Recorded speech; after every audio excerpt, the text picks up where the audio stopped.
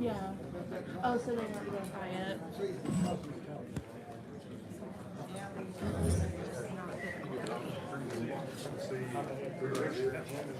Or don't.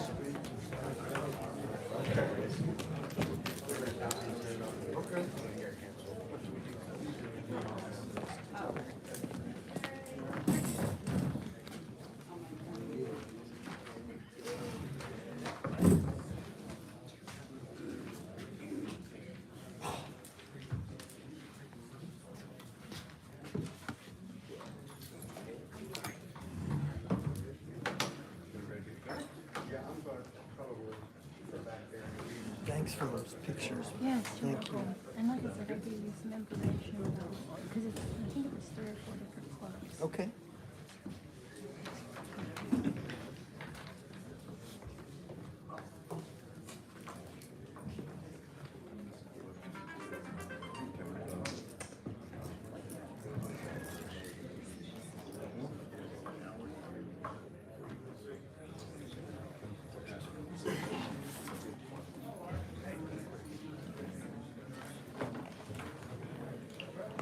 Honda.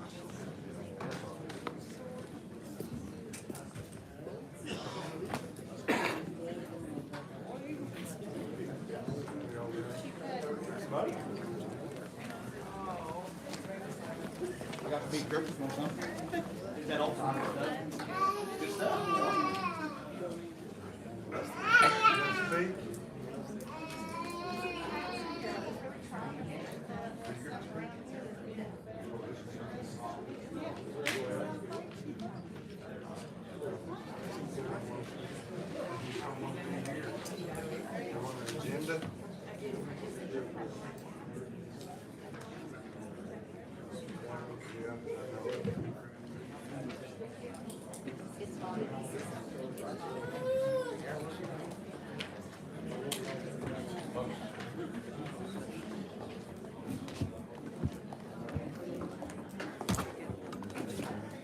Yeah, I need a key too. I don't, but whatever you want.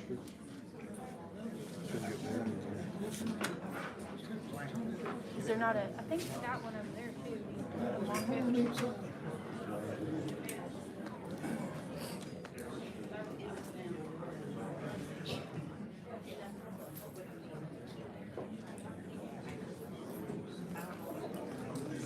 Do you have your keys, Kenneth?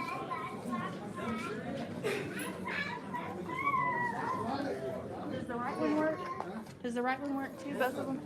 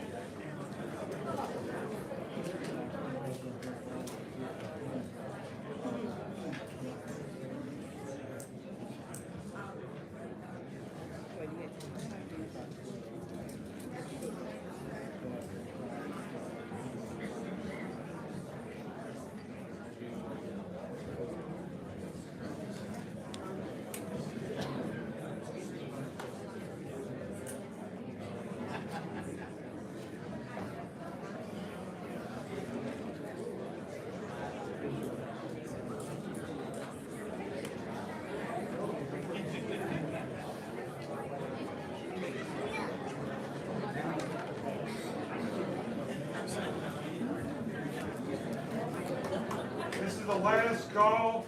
If you would like to sign up to speak, please come up here now. There's also extra agendas up here.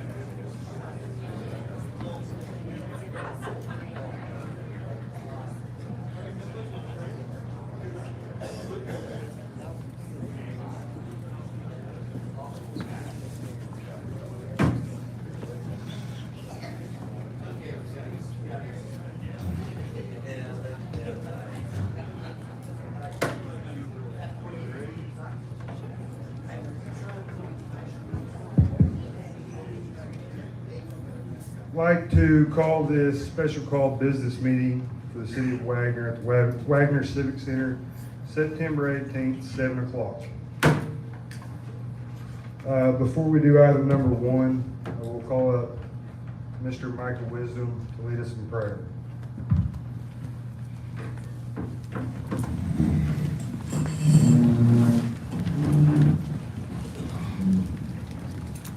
If you would like to, please bow your head. Lord, we pray for this meeting today. We pray for our mayor. We pray for our city councilors. We pray for our city officials. Lord, we pray for our community, our city. We ask you, Lord, to let there be a spirit of peace and a spirit of unity in this house. Your word says that a house divided cannot stand, and so I pray that we treat each other with respect and with kindness. We all have the same passion and the same purpose, and that's to see a better Wagoner and a better community. So Lord, I ask you to bless this meeting, bless this city, and bless these people. In Jesus' name. And everybody say amen. Amen. Amen.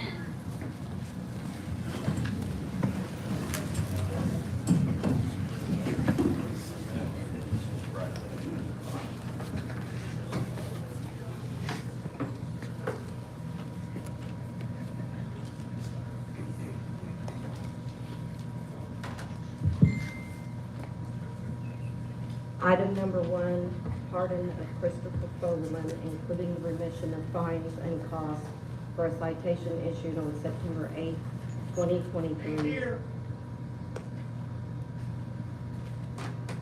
Pardon of Christopher Fogelman, including the remission of fines and costs for a citation issued on September 8, 2023, for placing sign on property of another for the reason he is a local merchant and sign has been in place for some time.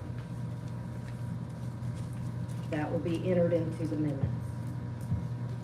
Item number 2, discussion and possible action to approve the pardon of Christopher Fogelman, including remission of fines and costs for a citation issued on September 8, 2023, for placing sign on property of another for the reason he is a local merchant and sign has been in place for some time.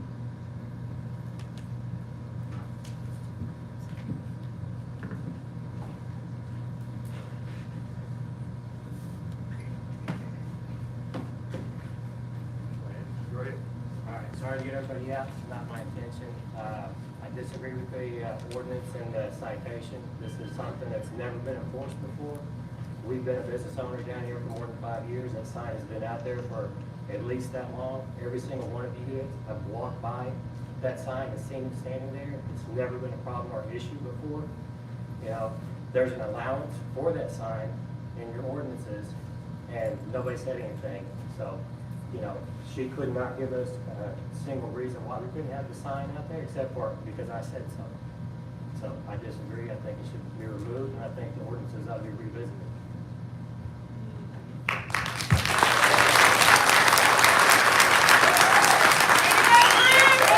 Thank you. Before we go into discussion or vote, I will call upon public appearances to speak on the agenda item. First off is Rebecca Jones.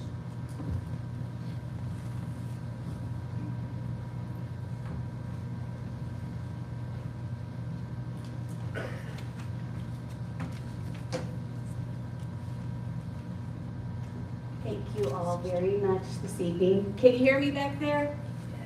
Okay, just making sure. I appreciate the opportunity to be here. I appreciate the opportunity to be a business owner here in Wagoner. I've been working with our wonderful city for over 2 years. With our Board of Adjustments, I paid for information to go before the city so that I could put a sign on my property for my business.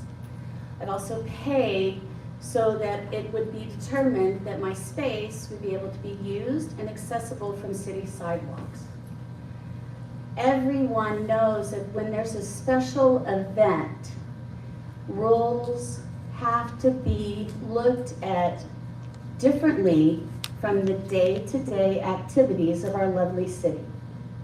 You have more people walking than you do on an average day. As a matter of fact, when I was downtown on Labor Day, the candy store was closed, the depot was closed, and there was no place to take anybody in town to go do something. So I appreciate the opportunity whenever we have events that draw different things to our community. I think it enhances humanity. I think it enhances our opportunity to see people from different communities and to see and also show off our abilities and the beauty that we have. We want people to come back. We want people to come visit Candy Depot. We want people to invest in our city. You don't get people here to invest in our city whenever things are not clear and everyone is not held accountable in the same way. So if I have to appear for a Board of Adjustments and make sure that it's compliant with the city, and I do know that during the investment of my property, that the rules changed downtown because they wanted to keep a certain type of profile. They wanted to see people down there. I came back to Wagoner because when I was here, it was a beautiful place to be. There were so many people out. There were so many businesses downtown. And now, whenever we have all signages, things in the way, there is a reason that rules change, and there are reasons whenever you have huge gatherings that those things change. My background is in convention meeting management, and you have to have a certain type of traffic flow, just as you do on a regular business day, but you have to allow for those things. And I think our city leaders and our citizens are smart enough to know we need to make sure the safety of everyone in our community is held to the utmost standards. When investors come here, they need to make sure that they are living up to code. Or we're going to have buildings built that have no fire protection, and we're going to be shutting them down like the Promenade Mall. Ladies and gentlemen, my friends and citizens, thank you so much for hearing me this evening, and I appreciate your time that you spend managing this lovely place. Thank you. Next, we'll have Travis Mitchell.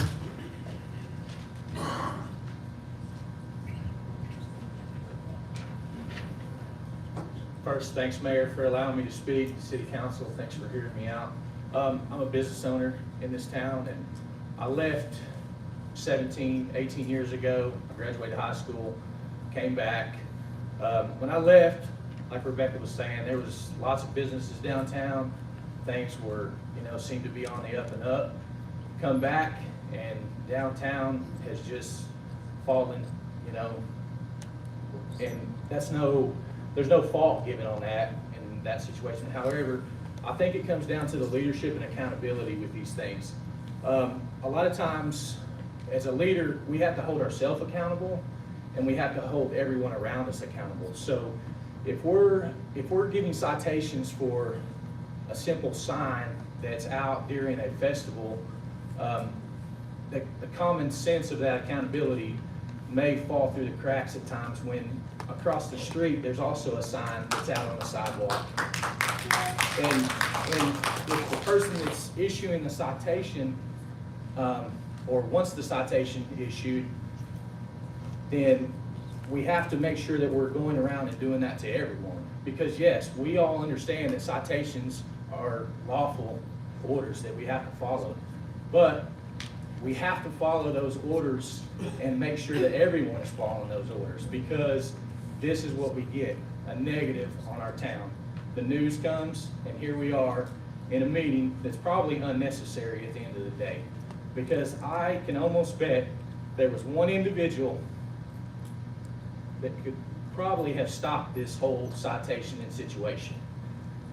And it looks negative when it's on a person that have ran for a certain political position, things like that. That's not good for our city, and that's not good for the citizens, because as a business owner, people don't want to have to deal with that negativity at all. So, like I said in the beginning, leadership and accountability is something that we have to focus on. And that means holding me accountable, and that means holding yourself accountable. And I would appreciate it if you guys would see that and pardon Chris and their business on that situation. So that's all I have. Thank you.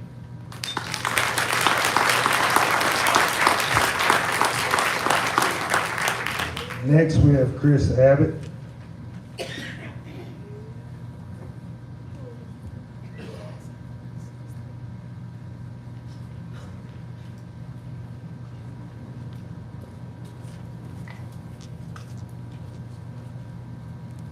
I guess I should have sat a little bit closer. It wouldn't take as long to get up here. First off, thanks all for letting us speak and come out here, discuss this. What I'd like to know, without following the stuff on social media and all that, get some actual answers, is why was the sign become an issue all of a sudden after the sign had been out, at least that I know of, for 3 years? I'm still new here, but I know it's been out here for at least 3 years on my own eyes. If it was it seems to me if the sign's an issue, there would have been citations issued or something said prior to this. Why now? Why all of a sudden and this event? Oh, this is a big problem. And if it is a problem, well, you look literally feet away from the sign, and there's a trash can there about the same width as the sign. If it was a problem, shouldn't that trash can be a problem too? I mean, if it's a trip hazard, it's a safety issue. Now, the other thing I'd like to know is, how'd this all come down? Who all complained? Who moved the sign? Who authorized the citation to be written and why? And can the persons involved in this, can they speak on that and say anything? But other than that, thanks much.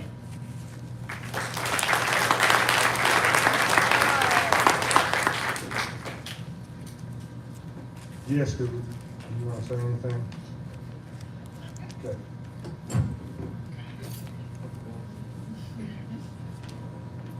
Hi everyone, I'm the city planner. On July 25th of this year, Mr. Fogelman called a meeting in our city council with a few of our city council members, mayor, and some members of the public. He asked me at that time if items were allowed on the sidewalk. I told him no, unfortunately at this time not. For our city ordinance, we are not allowed to have those items. Now, that was a ride. I mean, we're kind of I picking told the him thing. that nothing was Excuse me, we have to keep order. Now, that was a mechanical ride that he asked about. I was in that meeting. Yes, he did. And I explained that there was nothing per the ordinance allowed on the sidewalk, including that ride. On August 26th, all the business owners on the main street were delivered a letter with rules saying they could not have those out on the sidewalk during this event. On September 7th, Why during the event? because we had an increased traffic. And that's just what that is what our letter said. That's what I'm stating. That's what that letter said. During this event, that these items are not allowed on the sidewalk. You all should have a copy of that letter in your packet tonight. On September 7th, I personally visited the business as well as every business on the street that had somebody on the sidewalk or something on the sidewalk. I explained to them at that time, can we move the sign? I did not ask them to remove the sign. I asked them to move it out of the walkway. Told them that they could have it, just see if we can move it up next to the building. That way they could still advertise during the business, but we could still have a clear walkway. On September 8th, that sign was still out there, so I did move it up against the building. I did not remove their sign, and at that time I did not issue a citation. I went back through, and during my walkthrough, the sign was back out. I tried to explain again, you cannot have this out here. If we can move it up against the building, in line with everything else they had on the sidewalk, then we can keep it out. I was trying to work with that business owner. That business owner and two other individuals were yelling and screaming. The business owner said, and I quote, "Just issue me a citation." I said, okay, and I walked away. When was the last time before this the citation was issued for the signs on the sidewalk? I can only speak up until December, because that's when I was here, and this is the first citation that I have issued for the signs. So, This is an ongoing yearly event, and they are held at the same time every year with every event downtown. I spoke with OMAG, and they were telling me that if this code had not been enforced, that the code enforcement officer, the city planner, could not issue this citation. The only person that could call for this citation to be issued would be me. If you don't agree with the ordinance, please change it. But do not tell the city staff for having to enforce the rules that were put in place by this council. Ma'am, we're not punishing city staff. We're trying to do what's right here. I am being crucified on social media. That is a punishment for doing my job that you asked me to go do. I can't argue with freedom of speech, I also have freedom of speech. okay? However, whenever it leads onto my family, that is no longer business. Do not punish city staff for you telling us to do our job. We're not trying to punish anybody. Then That's change that's the not ordinance, sir. the issue here tonight at all. Also spoke with the city attorney, and he said the citation was not written correctly. I did not personally write that citation, so I cannot attest to that. Okay, thank you.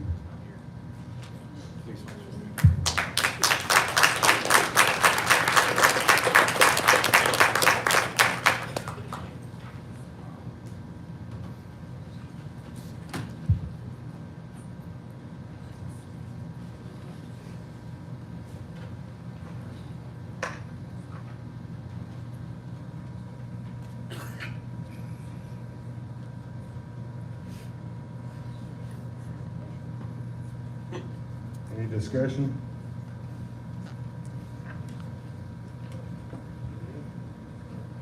There, okay. So, just to reiterate what Jessica just said, let's just kind of go over a timeline of the events that took place, okay? Like Jessica said, on July 25th, Mr. Fogelman was in City Hall for a meeting that he requested about getting help for downtown businesses, including letting them get around the rules and ordinances that included state fire codes. At that meeting, he was asked if he could put things on the sidewalk. Jessica told him no, not at this time. The ordinance does not allow him to do so.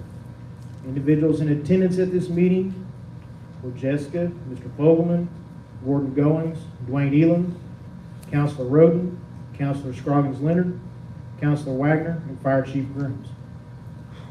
On August 26th, Mr. Fogelman was delivered a letter by myself and Events Coordinator Dell Davis stating the rules and items to be placed on city sidewalks. A copy of... Excuse me. There was no recording that day, so this is one person's story to that. It's my... I'm telling you that I walked around to every business with Miss Davis. Okay, but you're on that trying to day. talk about him on the sidewalk. Okay. On the You gonna let sidewalk me that finish? day, he asked about Okay. 2 machines. He never asked about a sign. Okay. I was in that meeting, I like to see it. You let me, okay, I'm gonna finish, okay? On August 26th, Mr. Fogelman was delivered a letter by myself and Business Coordinator Dale Davis stating the rules for items being placed on city sidewalks. You have a copy of that letter that was handed to Mr. Fogelman in your packet. On September 7th, Jessica visited the store and explained that the sign could not be placed in the walkway on the sidewalk, and to please move it up by the building to maintain a clear pathway. On September 8th, Jessica saw the sign was still out there, so she moved it up by the building out of the walking path. Again on September 8th, the sign was moved back out, and Jessica went again to explain that they could not have it in the walkway. They were aggressive, yelling, and would not listen. Mr. Fogelman told her to just issue him a citation. Once again, A this citation. is one person's side of the story. Okay. A citation was then issued. Officer Collins showed up shortly after and issued a citation to Mr. Fogelman and took pictures at his request. The pictures taken by Wagoner PD are not an accurate description of the scene. That's right. Some items were moved back after Jessica had left the scene due to the yelling and aggressive behavior by individuals on the sidewalk. Again, on September 8th at approximately 2:37 p.m., Jessica received a phone call from Mayor Self asking if she issued Fogelman a citation. Jessica told her yes, because he refused to work with code enforcement, and Mr. Fogelman told her to issue him a citation. Mayor Self then told Jessica that we didn't need to be doing this. Shortly after this conversation, Mayor Self went on Facebook and made the comment, and I quote, "Downtown businesses, please leave your signs out. I will pardon the citation,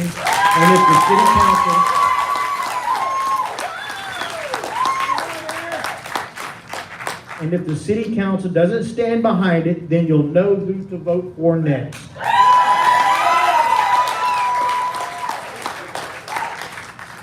My number is, and then you gave your number. Please feel free to reach out to me. You are Wagoner. If there are any incidents, please record every single second. Then again on September 15th. That's correct. Okay. That's good.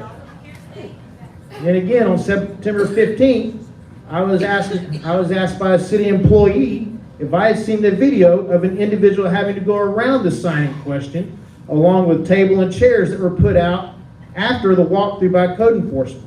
I was informed that this video showed an individual in a walker falling off his chair, trying to go through the cluttered sidewalk. I asked where they saw the video and was told that they watch it on Mayor Self's phone.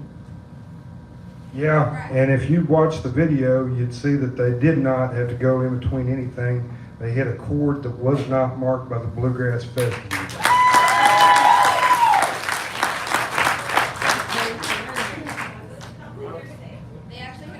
I will also say this, that I have a letter in your packet from an individual from a separate individual who tripped over items that were out there on the sidewalk. Her name has been blacked out at her request because she does not want to be crucified on Facebook. And I'll read this letter, and I quote, September 8th, 2023. We were coming out of Smoking Sisters into the crowd. There were people walking both ways on the sidewalk, and some people coming out of Candy Depot. I was following my husband. He crossed over toward the edge of the sidewalk. There were a couple that was coming toward me, so I stepped over. My right foot landed on the sign leg. Then I moved to left. My left foot turned and twisted my left side. By then, there was a lady beside me. She kept me from falling. She said, "I don't think that sign should be there." End quote. That's not true. There's cameras at the Candy Depot. We watched the footage on my phone. They would have that footage. I've run into several things here at the city. If that person does not want to come forward, then I cannot hold that accountable.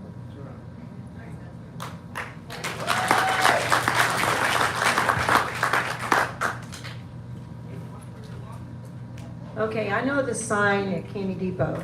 That sign has been out there for a long time.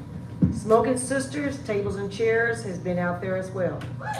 And Miranda's Signs has been out there forever. So I think if it's picking on Candy Depot and not picking on somebody else. Someone said that Smoking Sisters, Tables and Chairs wasn't out there. They're lying. It was out there Sunday, sitting out there like anybody else. And if you able to walk that sidewalk, you can walk right between that pole and that table and chair, as well as that sign is more closer to the street, and you can walk right past it. There's no way that that sign was interfering with anybody. And why did we pick this one event to have a sign out there and then ticket somebody? That sign was out there doing Summerfest. I didn't see a ticket. The sign's out there for everything else. I don't see a ticket. And the majority of what's going on with the city right now is that our leader here is getting backbone from the city. Until people that work for the city knows that he is the boss of every single one of these people over here, the city will start running better.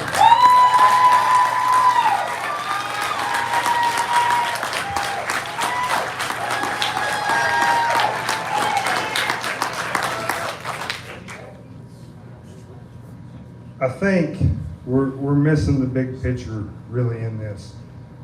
We want Wagoner to thrive. Yeah. And this message, if you go to downtown Broken Arrow, if you go downtown Muskogee, Pryor, Tahlequah, wherever, you see these signs. We have these events to draw in businesses, or excuse me, draw in people to come into our business. If we treat our businesses like this town will dry up and die.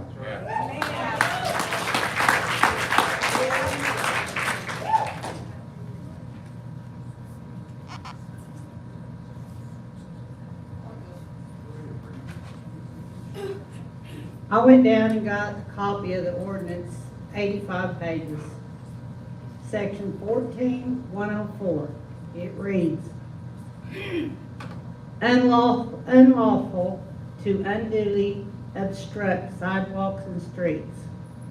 It is unlawful for any person to use or obstruct the sidewalks of the city in any manner so as to interfere unduly with pedestrian traffic therein, or to use or obstruct the streets, public highways, and alleys of the city in any manner, so to as interfere duly with the lawful traffic and parking therein. The question is, was the sign obstructing the sidewalk? It was in line with the trash cans on the other side. We must have clear sidewalks. Was the walking clear? Yes, it was. As far as I saw on the video, there was plenty of room to walk.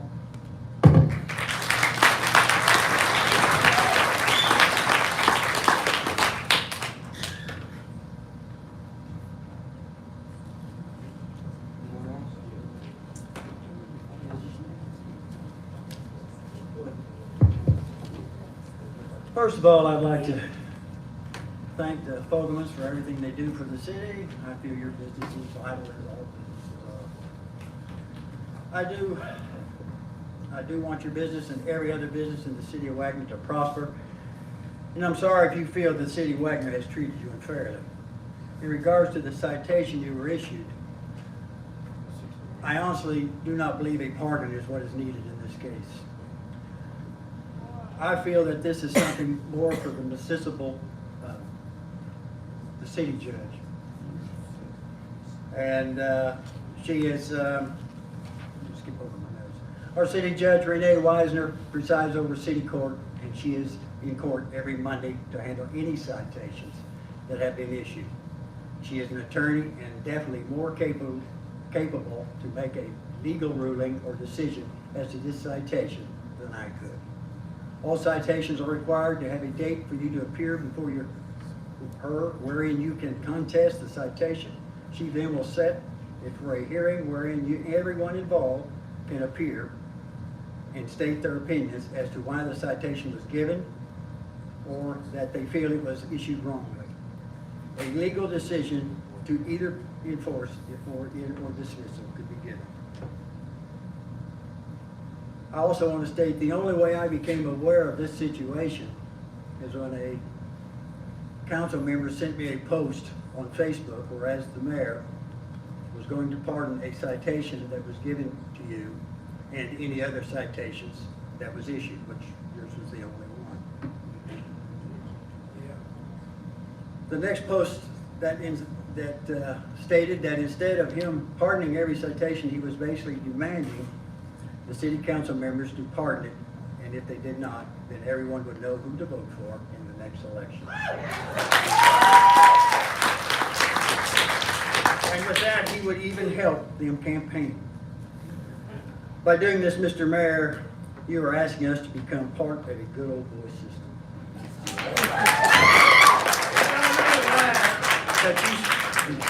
That you stated that you campaigned against to get rid of. Good old boy system, favoritism, and preferential treatment based on personal connections. That is one reason why I feel in order to be unbiased and clear conscience, and I'm in clear conscience on everyone, that this should go ahead and go before the city judge.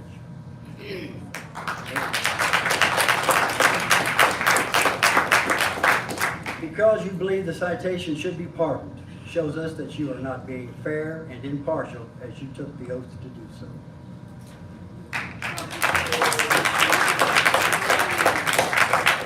And finally, just because I may disagree with you on this matter, regardless of what anyone thinks or says, I am telling you, I do want to work with you.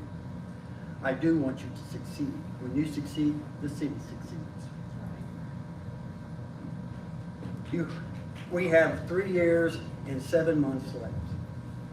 Mr. Mayor, we need to work together. That's 3 years and 7 months that I will stand up for the downtown and small businesses. We all will, sir. But I also want to commend you for your city proclamations, for your help with the woman out at Yorktown, or York Village, with her electric bill. I commend you on that. Honoring student athletes and starting the Thursday cruise night, which is a popular favorite of mine because I like to be involved. The only way the city can thrive and grow is to continue to work along, to communicate, and work together as a whole. Thank you, sir.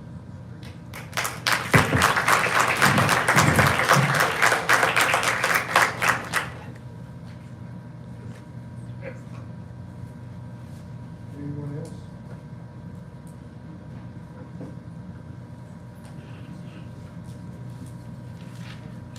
Have a motion? I'd like to reiterate what Councilor Wagner just said. This right here is not the proper forum for this ticket. Taking it before the municipal judge is the proper forum. I'm sorry, that's just the proper way this should be done. According to our municipal government, we can do it this way. Well, I understand that it can be done this way, but that's. Please go ahead. I mean, obviously, you're defending without being. Can't hear you. Can't hear you. Think about it, you're acting like you were there at some of these meetings and defending somebody when they can speak for themselves. You know, you need to let it play out just the way it's supposed to. There was nobody yelling at you, ma'am. You know, this is our attorney, Mr. Littler. Oh, can I say something? Oh gosh. My main issue is we weren't given a chance to make it right. It was, you can't do this, you can't do this. And when we asked for the ordinance, she didn't have an ordinance for us.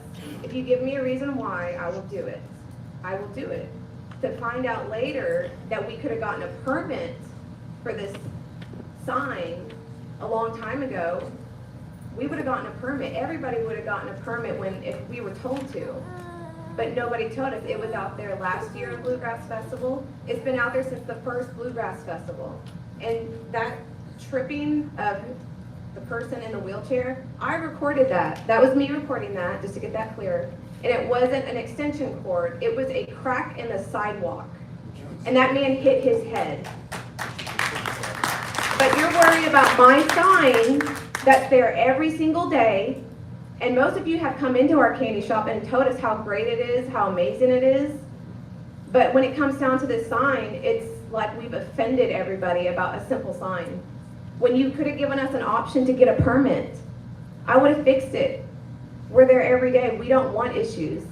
The fact that a sign came in the way and is causing all of this, and that you want to stand behind somebody for issuing a citation when it wasn't issued to anybody else any other day.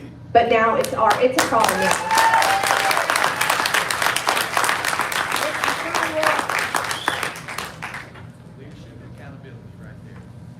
My name is Christopher Lopp, and I represent Mr. Fogelman as well as Mr. Moon, and I'll be back up to talk later when his agenda item hits. But I wanted to address for a moment a couple of things I've heard. First of all, we probably would welcome a day in court because much of what we heard here was pure hearsay, and there's reason hearsay rules exist. Because it's really easy.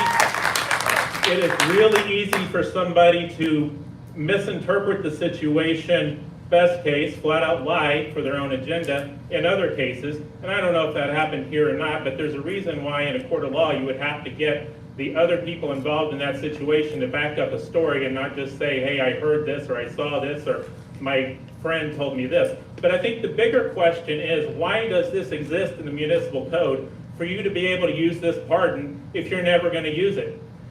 If you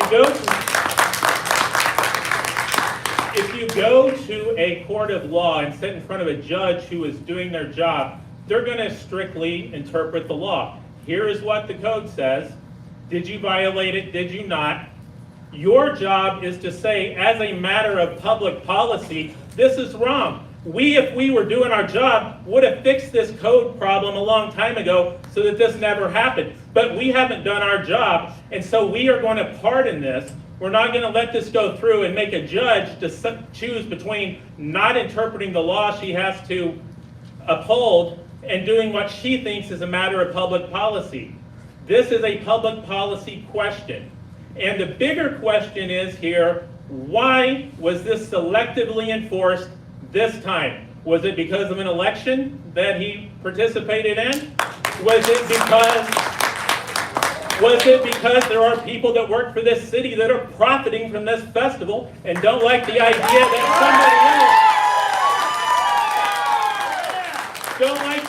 that somebody else might be selling candy in competition with the candy they've got right out in front to make it look like it's him selling it? Why did they not want that sign there? Because they didn't want anyone to realize he wasn't selling the candy right in front of them.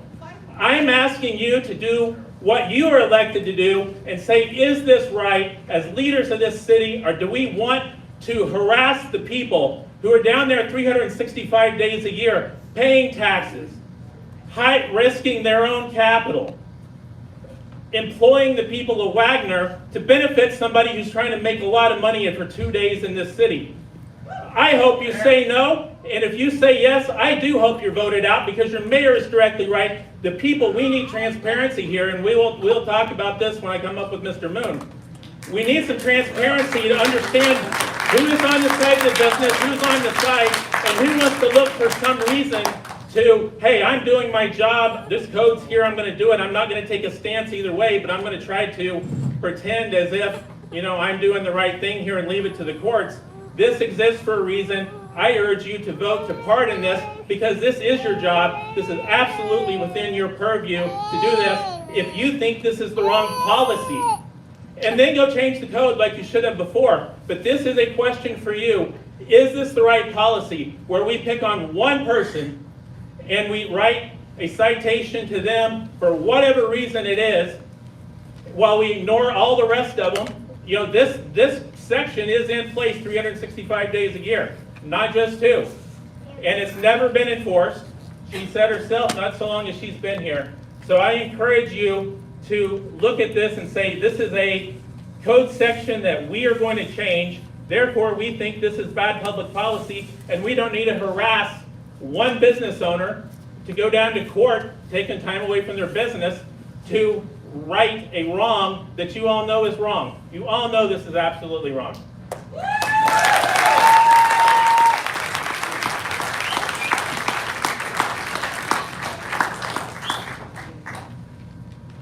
Okay, well, obviously I listen to everyone here and process everything. I take a little time to, definitely analyze everything, and I've talked to people on the city staff as well as you guys the day that it actually happened. And the one thing is, I was voted in by you guys to serve and be the voice of the community. And I believe Hickenbottom said something about real leadership. And real leadership is doing what's right, even when it's not popular. And, and what this meeting's about right now is actually, righting, making a wrong, making it a right. And tonight we need to set a standard that we will not allow people that have selfish gain or personal interests to affect the people that have, in this community, that have invested their businesses in. So what I say with that, there was no authorization. Other businesses did not get the citation, so we should pardon it.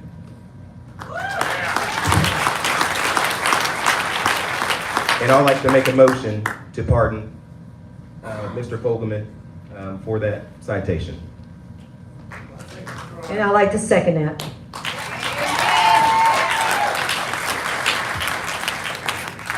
Ms. Rhonda, before you call the roll, I would like to bring up one more issue. In our last council meeting, we all came in and there was a packet there that I've never seen before. And in that packet, there was hot seat passes, backstage passes, and meet and greets to the Bluegrass Festival. I threw mine away just as soon as the council meeting was over. But in that, and on Facebook, you see Councilman Higginbottom and Councilman Roden there. So before this vote, I will let you know that if you don't abstain your vote and you do not resign tonight, I will speak with the district attorney's office in the morning and seek charges.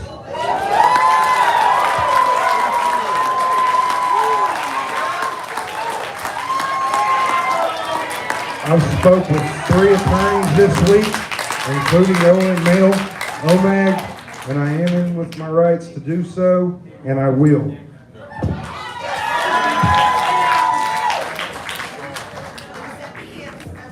I have a motion and a second. Please call the roll.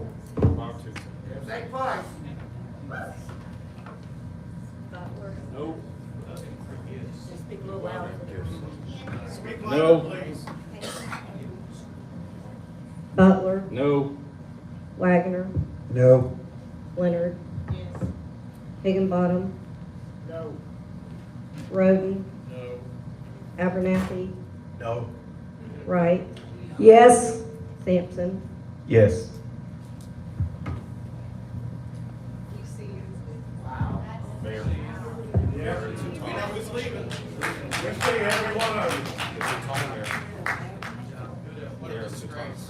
Yeah, I agree.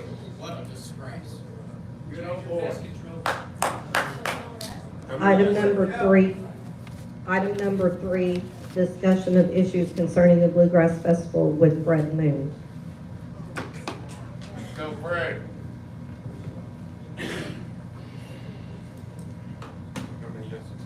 Fred, please come up here.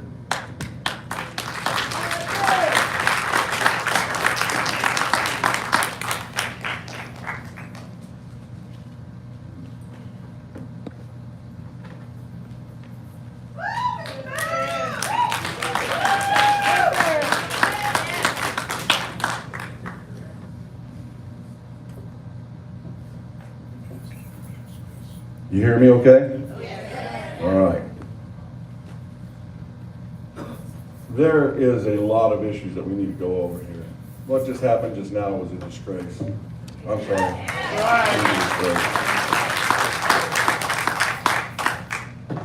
I had this whole thing that I'm going to go over, but I want to address you specifically. You're out there talking about a sign that trips somebody according to what you're saying. Through the entire festival, not one cord was taped to the ground. Across the front of my business, and by the way, my name is Fred Moon, I own Moon's Alley on Main. I didn't get, the other two people, I have no idea what businesses you own, but I own Moon's Alley on Main. Not one cord was taped to the ground. When I had my festival, Moonfest, guess what I had to do? Before I could even open it up, I had to have everything taped down to the ground because of a trip hazard, which I agree with. So if you're gonna stand up there or sit up there and talk about a sign tripping somebody, and you were the one going around town, why didn't you say anything about all the cords? Why didn't you say one thing about that? We're gonna talk about safety some more. Right now, as we speak, on the corners downtown right now, every handicap sign is still covered. At my festival, the very next day, I was getting calls at 8 o'clock in the morning, you need to take those things down. And I did. Why is it a week plus before these are down? Why are those handicap signs still covered? There's no accountability. What happened at my festival was not adhered to at all with this festival. Not one thing. I had a whole agenda to talk about all the Candy Depot, what you guys did to Blue Sky Bank, but not even giving them an option to get their elderly clients to their bank on Thursday, Friday, Saturday. You could have set apart a parking area and had your volunteers run customers back and forth. They had an elderly veteran come in there, had to sit down for 20 minutes to catch his breath because he couldn't get to the bank, and he had to park all the way at the other end. Why? Why wasn't there an accommodation for the bank? You said something a second ago that you're asking for his resignation and another. I'm telling you, I'd like to see all of you resign. For what happened to this thing? All about hair. She's been bullied by Dell Davis. Last year she was told she had to raise her price of her water that she was selling by $1. And if she didn't, she was going to get in trouble because of the sign that was out front. So she raised her price to $2. And guess what? She got to keep on selling it for $2. Everything that happened in this festival was not adhered to like I had to. Now let me make this very clear. I want festivals here. I had a blast at this festival. I listened to the music. I went and shopped. I had a great time at this festival. I want festivals here. And it's not because I want to make a lot of money. It's a good day for it.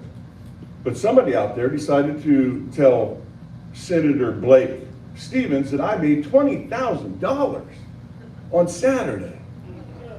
And I'm like, really? Senator, are you here? No, you're not. Because he knows I was going to call him out tonight because I asked him, who told you that? Who told you I made $20,000? And then what I did is I told Dalton, and Dalton asked him. He refused to tell us who did it.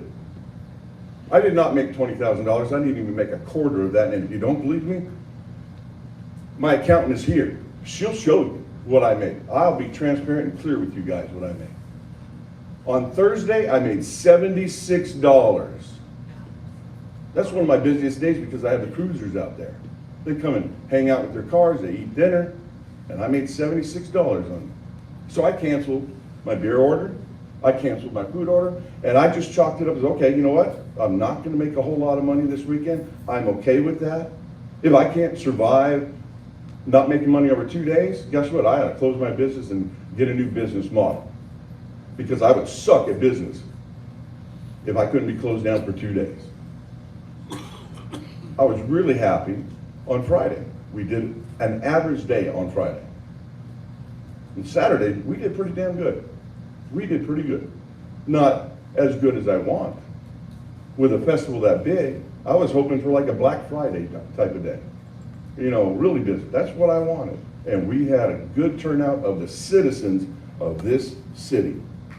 They heard what was going on with the businesses, and they came down not just to support me and Chris, but all businesses. So we all did pretty darn good on Saturday. And I want to thank every single person that came in and helped us out. I appreciate that.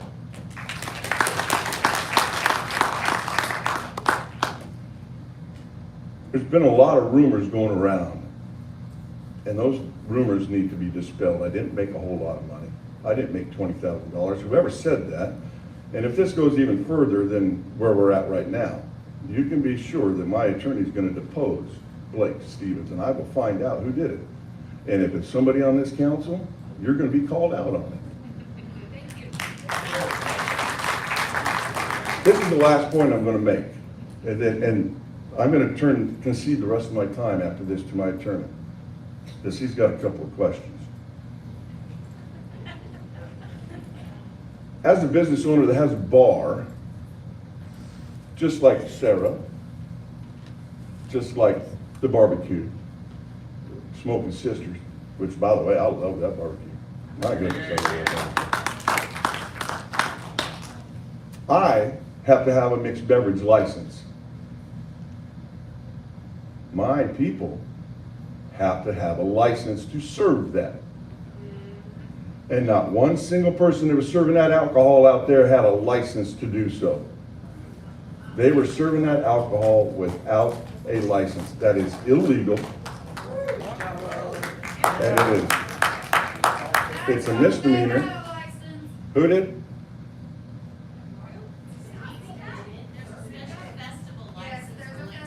Yeah, there's a festival license. You're right. There's a festival license, and that's legal. But when you serve the alcohol, you have to have a bartender's license to serve the alcohol. Yes, you do. I talked to Carla at Able Commission today. And if you don't believe me, go and figure it out for yourself. I'm telling you, the law says, and there's a bartender right there, there's a bartender right there, and they'll stand up and tell you that. Yes, you do if you're working in a bar. No, anything. Here. Wait a minute. There's the law right there. Come read it. Let me read it to you.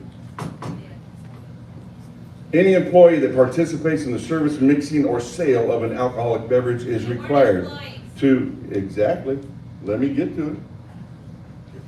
Any employee has to have an employee license. Managers of mixed beverage licenses, public event license must have, or public event licenses with volunteers, must have employee licenses whether they are involved in the service of mixing or not. That's the law. That's the law.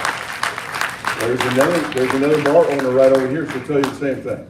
I'm telling you, I talked to Able Commission today, that's what they told me. Anybody that serves alcohol has to have a license. So my question is, why didn't we as a city enforce that? If that is the law, why didn't we enforce having to have a license? Because our people that were serving it could have gotten a lot of trouble. They're volunteers. They did this out of the goodness of their heart. They don't want to have a misdemeanor or have to pay $2,500. Why didn't we make sure that the people that are serving the alcohol are responsible enough and have the training and have the license to do so? I have to. Every bar, every place in this city that has an alcohol license has to have a bartender's license. There's no getting around that, and as again, I spoke to Carla, who is the head of the Able Commission. Spoke to her today on the phone. There's no getting around it. You have to have a bartender's license. I want to know why this festival was not held to the same standards as everybody else. No cords were taken down. The handicap signs are still covered out there. The bar itself was parked in front of my building. Yeah. In front of my building. I don't know why. Why would you do that? I asked. Put it across the street. And you know what I heard? Well, it's just like Walgreens and CVS. They've got to compete against each other. You know what? You're right. But CVS is not on my doorstep. And they're not on the doorstep of Walgreens. They're across the street from each other, which I would have been just happy with. Kim Davis offered the spot in front of her place and said, I'll even supply the electricity. I'll even open the doors so your people can use the bathrooms there. And they refused to do that. Yeah. Why? Because she wanted to make sure that I was blocked, that everybody knew that they had to come in there to get beer. And then we started getting calls on Friday and Saturday night because people were being told that they couldn't buy beer in my place, that they couldn't, that I was closed. My employees took those calls. People came in and said, we were being told out there that we can't buy a beer in here and take it outside. Well, yeah, you can. You can buy a beer in a can and take it out there as long as you open it out there. That's the law. That's the license I have. I have a mixed beverage license, and you can take that beer as long as it's not opened inside and carried out as an open container. You can take it outside and pop the top right there. So why was everybody being told that the only place that they were allowed to buy beer in that festival was at the festival? It was done to hurt my business, period. And she knew, or the event people knew, that if you put it in front of the bar, they're not going to go in the bar, they're going to buy it right there instead. I want to know why I was singled out in that fashion.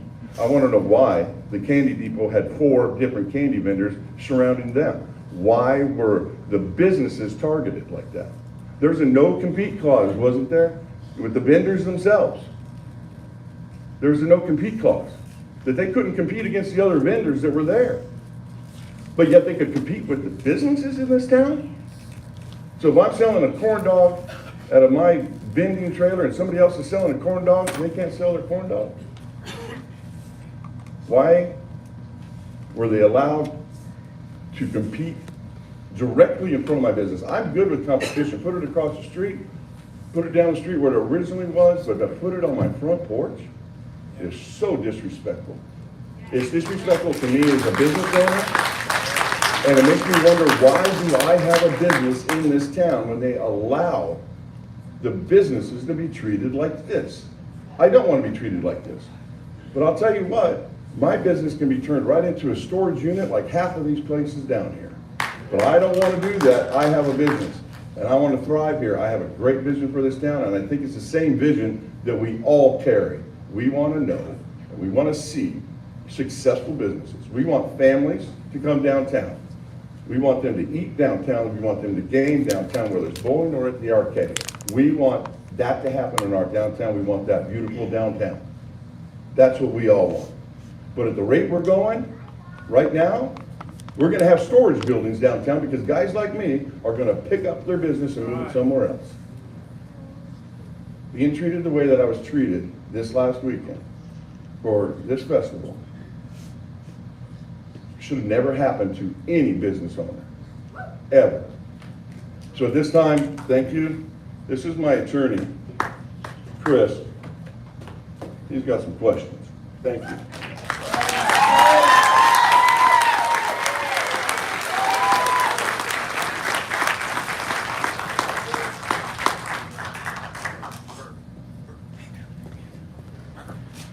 I didn't intend to have already been up here, but I'll just say again, my name is Christopher Lopp, and I represent Mr. Moon, Moon's Alley on Main, Chris Fogelman, the Candy Depot, and several other businesses on Main Street. Mr. Moon just asked some questions, and it's my job to help him get some answers. What we're asking for is transparency. What we know is that the businesses around Main Street that I represent and others that I don't, that are similarly situated to them, risk their capital, pay taxes, employ people in Wagoner, and they were put at a disadvantage by this festival. We've heard several examples of that, and the profits derived from that went into somebody else's pockets, and we want to know who. It's clear when you find selective enforcement, as we, I think even those that voted no, hopefully would agree that was selective enforcement and should have never been written. But if you don't, I wish your successor luck. When you find selective enforcement of code laws, any laws, that are pretextual in nature to disadvantage one party to the advantage of another, I think it's fair to ask who it is that's being advantaged by disadvantaging them. And in this case, we're, again, disadvantaging people that are here 365 days a year, apparently to the benefit of people that are only here for 2 days a year. And we're going to find out why, and that's what we're going to find out. To that end, I today served a Open Records Act request on the city, and I think it's fair for the citizens that have taken their time to come out here, who obviously have some questions and thoughts on this, to know what we're asking for, and to hear our pledge that we'll publish whatever information we get, and to encourage this council to comply with our requests. Number one, all contracts between the City of Wagoner and the State of Oklahoma, the City of Wagoner Economic Development Authority, or other city-affiliated entities and the Bluegrass and Chili Festival organizers, entertainers, food, drink, or alcohol, or other vendors, market participants, or other individuals, companies, or corporations associated with the Bluegrass or Chili Festival for the years 2018 to 23. On your city website, you'll find a special event permit application. And I think that that's a good thing. There's a lot of information asked for on that. And so we are asking to see the special event permit application for the Bluegrass and Chili Festival for each year, including all site plans, insurance certificates, emergency plan security information, equipment list, permit fee receipts, and the written plan to ensure the safe sale and/or distribution of alcohol referenced in Section 8 of the application as posted on the Wagoner City website, and that any festival organizer, including Mr. Moon with his festival, has to fill out. And we hope the organizers of this festival have had to comply with the same laws everyone else has. And we'd like to see a copy of those applications and all of the documents that went with it. I'll also say that there's a whole list of people from the mayor to the chief of police, fire, emergency, public works, parks and recreation, that all have to sign off on this application. And it clearly says in bold before it can be approved. So, we just want to see again that the rules that everyone else has to follow are being followed by the organizers of this festival, or we want to know why. We want to see specifically the portions of the Wagoner City or Economic Development Authority budgets associated with expenditures relating to the Bluegrass and Chili Festival for those years. We want to see copies of all payments, including backup documentation, to Del Davis or any entity owned, controlled, or managed by Del Davis other than normal payroll payments. And as I understand, the ownership of this festival may have switched over the last few years. We'll be amending that to include her husband as well. We just want to see how much money's flowing that way as a potential answer to this question. All meeting notices and minutes of meetings of the Office of Special Events, the Festival Market Committee, the Festival Committee, or any other Wagoner City or Economic Development Authority body that had oversight and decision-making authority related to the organization, site plan, budget, expenditures, and approval of applications for the vendors and market participants for the Bluegrass and Chili Festival held during the years 2022 and 2023, including any meeting notices or minutes of meetings for any of these entities or the city council, board, or committee that acted to approve the recommendations or decisions of the festival oversight and planning committees. You see, there's an exemption from the Open Meetings Act for bodies, for committees that are just making recommendations and that are, approved and affirmed by a higher body. And so if there's a higher body that was affirming all the decisions they made, then that's great. We want to see those minutes. If there was no higher body affirming those minutes, then that committee itself was subject to the Open Meetings Act, and we'll be interested to see the postings of their meetings and their minutes of how they came through with it, including how they decided to approve or disapprove vendors, change the site plan from year to year to disadvantage Mr. Moon and other people, and all the other questions we had, again, in the interest of transparency on this thing. All emails, meeting notes, written notes, letters, or other forms of electronic, audio text messages, voice recordings, police body cam footage, other video, or written records of communications of any city employee or elected official related to the citation of Christopher Fogelman on September 8, 2023, either before, during, or after the issuance of said citations. And that would include any communications about how everyone was going to vote tonight, for that matter. We'd like to see the same thing, all emails, meeting notes, written notes, letters, or other forms of electronic audio, text messages, voice recordings, police body cam footage, other video, or written records or communications of any city employee or elected official related to the citation of any other downtown Wagoner business owners related to site ordinances on September 8th and 9th, 2023, or during the 21-22 Bluegrass Chili Festival, or really any other time. We may amend it to just say, has this thing ever been enforced a single time? I think that'll be helpful in court since, this board prefers, I guess, some sort of constitutional challenge as opposed to doing its duty and making the right public policy decision.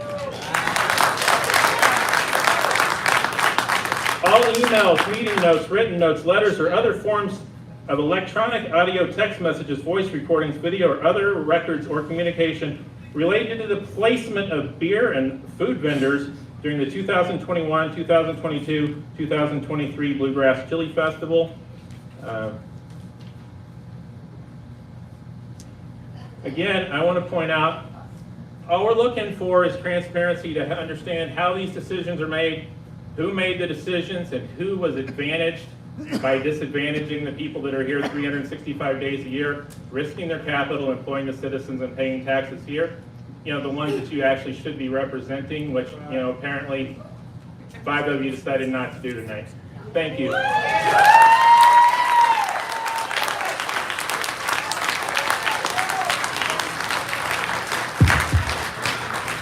With that, I'd like to call Miss Liz Woodson up to speak.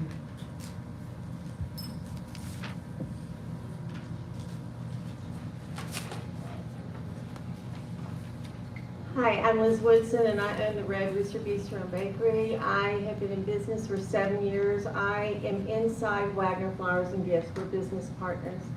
I am here to give a business impact statement of the Bluegrass Chili Festival, how that has impacted my personal business, and I guess representing Wagoner Flowers and Gifts too.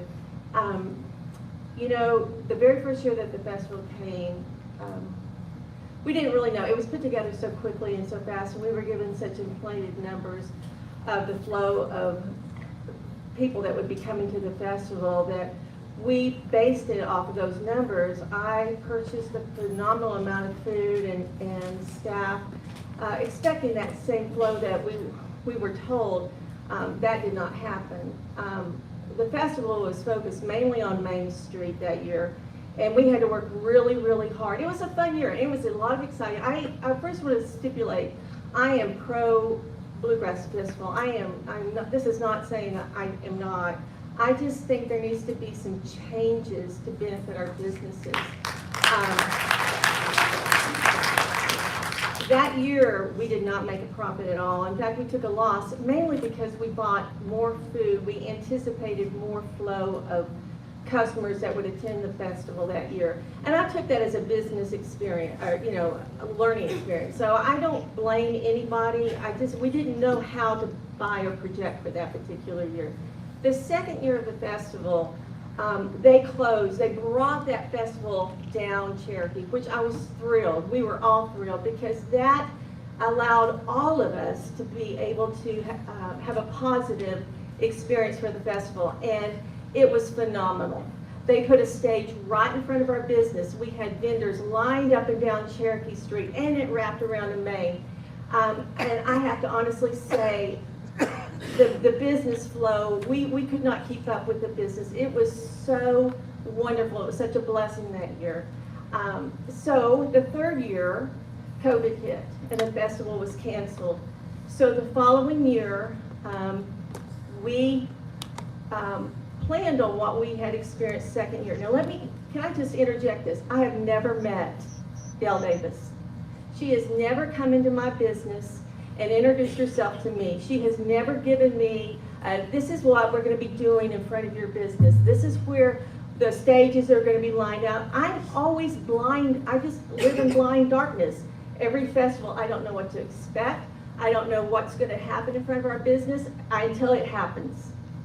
And so on the third year festival, I just wrongfully expected it would be like year two. They closed off Cherokee, and so I just assumed we'd still have the stage and the vendors, and I bought a phenomenal amount of food, a tremendous amount of food. I staffed it for the experience that we had on year two. When I arrived, I had been telling all my customers, we were so excited, there's going to be a stage right here, and it's just, I've talked it up all week long. And I have tables right in front of my window. We have customers. I'm thinking, okay, this is Friday. I'm thinking, when are they going to put the stage out? And when are the vendors going to start showing up? And it wasn't until Friday night, I see inflatable children bouncy houses. And there's a tent that's a children's craft tent. And that's all that was on Cherokee that year. That was all. No stage, no vendors, nothing. I show up with all my staff, my phenomenal amounts of food, and I will say I probably had about 12 customers the entire day. I lost over $1,000 that year, and that's really hard on a small business. That same year was a year of construction downtown. It was hard on the downtown businesses. Many of us just barely could hang on by a thread because we couldn't get our customers in there. But that next year, with all the construction was down there, experiencing the huge loss that I had taken the year before, I thought, you know what? I can't risk it. I don't think I'm going to participate in the Bluegrass Chili Festival this year. I don't know what to expect, but with all that construction down there, I don't have a good feeling, so I just elected to close and not even participate. Come to find out, it was all focused on Main Street. It was all focused on Main Street. I thought, you know, that was a good decision of mine. That was a good decision. So this year I thought, well, if that's the trend it's going to be, it's just going to be focused on Main Street, I'm just not going to do Bluegrass anymore. I can't take those losses. It's never communicated with me. I don't know what to expect. So this year we elected not to close. Well, you know what? Come to find out, the car show's right in front of our business. I had no knowledge of that. It's never communicated to us what's going to be happening. Well, it's too late now. I can't buy the food. I don't have time to put together the staff. So I thought, okay, my loss. But you know what? On the Friday before, I had already for 4 months had something scheduled that was going to take me away from my business. I left my business staffed with my kitchen and my 2 waitresses based on normal traffic that I've had and the fact that Cherokee was blocked off. There was not going to be any customers parking there. I thought we're going to be okay. I've got well stocked with food. I've got a kitchen staff. I've got my 2 waitresses. I had no idea that there was going to be a quilt show right down there. I guess it was, I think it was at the high school. Nobody told me that. Nobody told me, hey, something's going to happen that might impact your business. I'm in Owasso and a flood of customers flood my business, overwhelming my sweet little kitchen help, part-time help, and my waitresses. Customers were angry because it was taking so long for food to get out. They were overwhelmed. I came back to the most frazzled staff. I felt so bad. If I would have known that, I would have staffed it with much more help, much more people. Now, granted, it was a financially good day, but a lot of angry people. That hurts my business. I pride on not only good food, but great service. My problem here, and what I'm asking for some changes, communication with the businesses. Let us know what's going to be happening. We need a map to know this is where a stage is going to be, there's going to be vendors here, but it changes every year. We can't plan on, okay, this is the way it's going to be year after year. This year it's going to be a car show. Next year it's going to be kitty tents. And we can't make business decisions. So I'm making business decisions on prior experiences that change from year to year. So I respectfully request that if we proceed on with the Bluegrass Chili Festival, we are given transparency about what to expect. We're giving a map that we know what's going to be in front of our businesses. You know, if there's going to be a quilt show or there's going to be some things that will impact our business so that we can make good business decisions without taking a loss.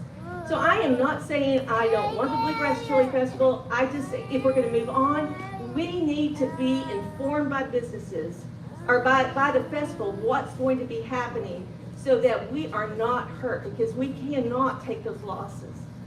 Thank you.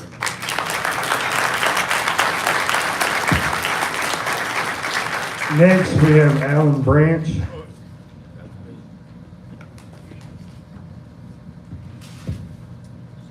Hello, ma'am, you forgot your phone?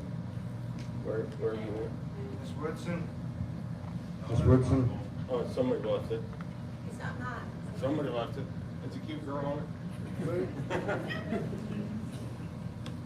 Cute granddaughter.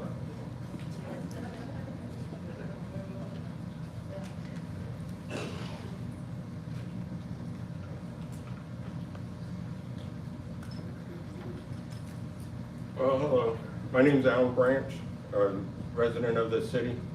I'm a huge supporter of the Bluegrass Chili Festival and a huge supporter of the local businesses. we need to support them also. And I believe we need I think I have the best solution to solve this problem, and it'll make everybody happy. I believe that we need to intertwine the businesses with every festival we have. Use one or two parking spaces up front of their business, expand the business from inside to outside, makes the festival bigger than what it really is. So then everybody's happy, there's nobody's complaining, nobody proclaiming they're tripping on something that's not there, and everybody's just happy, and then the counselors don't get ridiculed, the person that opposed the ordinances doesn't get ridiculed, everybody's doing their jobs, everybody's happy, businesses get more money, the local businesses get more money, and then everybody goes home happy because they had a good time. And that's my proposal to solve all the problems.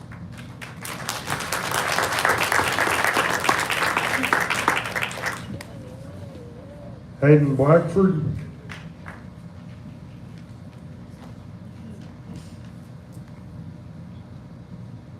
Good evening. I'm with Blue Sky Bank. We are a community bank that has been in this town since 1923. Served the people of Wagoner and the businesses of Wagoner since 1923. During this Wagoner Bluegrass and Chili Festival and previous Wagoner Bluegrass and Chili Festivals, our bank drive-thru has been blocked off, the parking lot has been blocked off, and it has been a safety issue and an accessibility issue for both of our customers and our staff. We have a large base of elderly customers and also customers that have to use handicap accessible spots. As we are also a state chartered and federally regulated bank, our regulators could consider this as being constructively closed. If that, being constructively closed during the duration of that type of closure is in violation of federal banking law. While we are in support of these community events, we must be able to reach a mutual agreement that ensures our customers have unrestricted access and uncompromised safety when accessing our banking services. Thank you.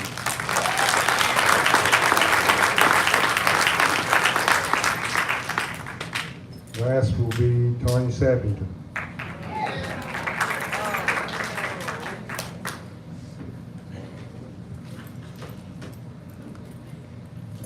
My name is Tanya Sappington. A lot of you know me as the Tanya. Yeah, that's me.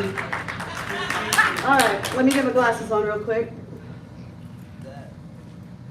I started putting in open records requests in 2021. Sorry, but these are your citizens and your taxpayers, so I'm gonna look at them. I started putting in open records requests in 2021.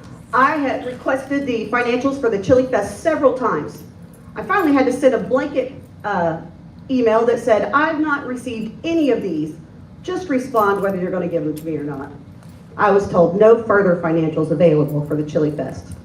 So I had to get the state auditor involved, and he had to request the Chili Fest financials for me and send them to me. So the city accountant put together a little piece of paper, and she put in the order that she wanted to, and she sent it to him. Well, it made it look like it made money. It doesn't make money. We were told it's not there to make a profit. Well, break even, people. Break even. So here's what I gotta say. I am on the City of Wagoner Park Committee. I'm a volunteer. We cannot place a playground. We cannot place a donated brick. We cannot approve our own site plans without a vote of the City Council, per the city planner. Every single thing we do has to be approved by the City Council. As the attorney stated, the Bluegrass Festival, I was asked who was on the committee. I have no idea, but I do know he is on the committee. And he accepted a gift of backstage passes, which is illegal for a public official.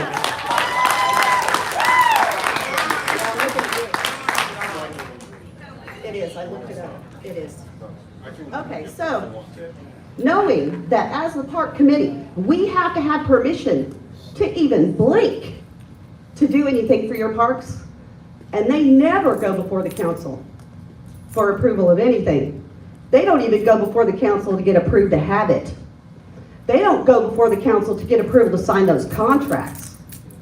Dale Davis told me in a phone call that I recorded that there is no contract between the city of Wagoner and the Bluegrass Festival.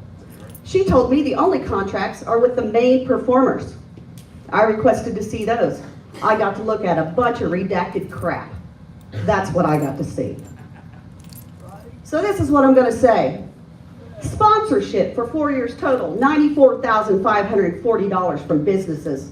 City tax dollars from your voted on economic development fund of unrestricted tax money, $203,850 has been given of your tax money to this festival. That is a total of $298,390. And yet they haven't even broken even. For $250,000, you could have a 3,380-foot splash pad. You could have 9 above-ground features, 11 ground sprays, 2 shades, 2 picnic tables, and 3 benches installed, people. $300,000 down the toilet. Down the toilet. Your tax dollars. That's your festival. You own that festival. Your special events coordinator may own the rights, but you pay for it. And let me say that again. The city of Wagoner pays Dale Davis $44,000 a year as the special event coordinator, and she owns that festival. How's that feel? Does that feel like a conflict? Does that feel like double dealing? Do you not know about what the Bluegrass Committee is doing? Does that feel good, or does that feel dirty? Do you feel like you've been done right? I'm not talking to you, Alan. Do you feel like you've been done right? Because I moved back here. They said, move back and help. I said, all right, well, here I am, people, and I'm not going away. I'd like to see this year's financials. What did those vendors pay, $500 to $700 to be there? And you want to set them in front of a business that tries to make $500 to $700 a week, a day, every few days? That's bullshit. Excuse my language. So, that's what I'm going to say to you, the citizens of Wagoner. You want transparency? Make them be transparent. There they are. All of them. Including the ones that were on the Bluegrass Festival Committee, even though we don't know who that is because they've never set foot in a city council meeting for anything. They've never asked permission to do anything, and it's not right. And it's time for change. It's time to step up. And as I've been saying for a while, rise up, people. This is your town.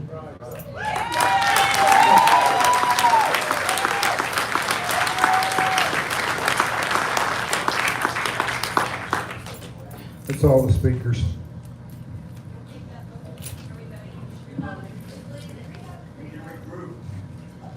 Next item on the agenda is adjournment.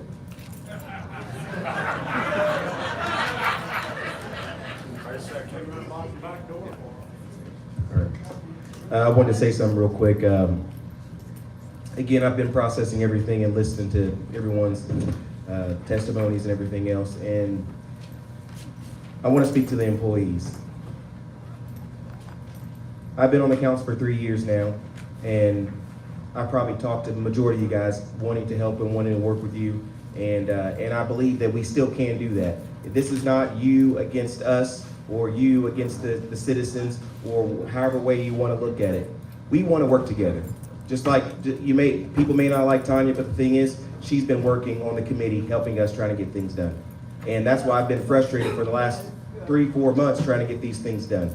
But what I'm getting at, I want to work with you guys. I want to work with everyone up here and the other counselors, the people, the citizens, and everything else. But at the end of the day, we have to work together. It's not, don't die on this hill with somebody that probably throw you under the bus. And that's Dale Davis. I'm sorry to say, but there is a way to do things. But we have the Summerfest, and there isn't a problem happening there. Typically, every single year, there's really not a problem there. But at the end of the day, don't die on a hill that someone that probably won't save you. Do the right thing and work with us, work with the community, work with the city officials, and let's get this stuff done. Like I said, well, I love the Bluegrass Festival. I've been there. I was there this last week, that weekend or one day. But at the end of the day, Bluegrass is good. But the one thing that I don't want you guys to do is inflate the it's a quality of life thing. It's quality of life. So don't try to inflate saying we're the sales tax dollars we're making on this. We're not. We're not making stuff on the Summerfest. We're not making anything on the Bluegrass. But like I've said to you guys before, is that, I would be okay if we gave Summerfest $20,000, we gave Bluegrass $20,000, and then, but we don't. But the thing is, that's, at that point in time, as being a city council, I can come to you that says we didn't do it. I'm gonna say we gave them $20,000, we gave Summerfest $20,000, and that's all we're gonna do. And we need these quality of life events here. So again, that's the only way that we can be fair. We got to have people that are approachable when it comes down to our businesses, making sure that they actually be inclusive and ask them, hey, how can we help you make this event better for you as a business owner? And as well as you guys can do the same thing, how can we, Dale or whomever is doing the event, how can we help you to make it successful for you? Because because overall, it's about the community. It's about making things right. So again, I plead with you guys not to die on that hill with someone that probably won't save you. And that's it.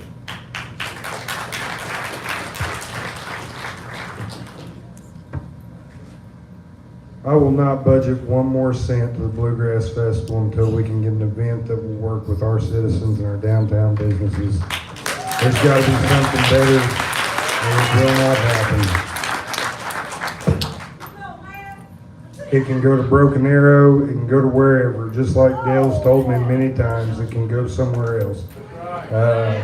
According to Summerfest, actually Summerfest was more profitable than the Bluegrass was.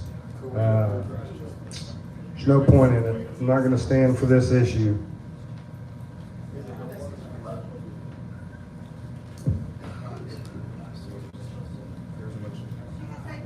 So made.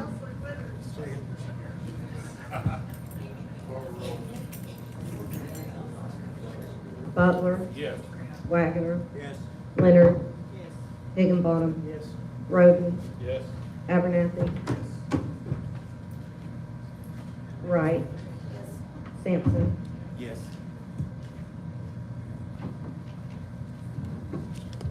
Let me turn this off.